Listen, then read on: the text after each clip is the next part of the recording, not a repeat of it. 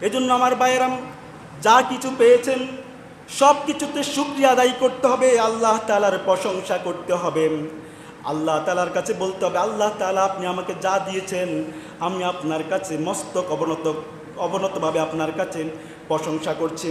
আল্লাহ তাআলার কাছে যে ব্যক্তি প্রশংসা করেন, আল্লাহ তাআলা বলেন লা ইন শাকারতুম লা আযীদান্নাকুম ওয়া লা ইন কাফারতুম ইন্না আযাবি লাশাদীদ।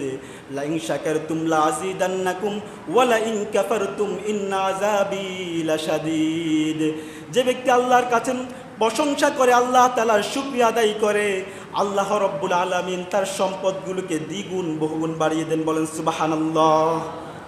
আর যে ব্যক্তি সম্পদ পাওয়ার পরেও আল্লাহ তাআলার শুকরিয়া আদায় করে না, আল্লাহ তাআলার প্রশংসা করে না, শুকরিয়া আদায় সম্পদ পাওয়ার পরও সেই সম্পদ দিয়ে গাদ্দারি করে, নাফরমানি করে, আল্লাহ রাব্বুল আলামিন বলেছেন ওয়ালা ইন কাফারতুম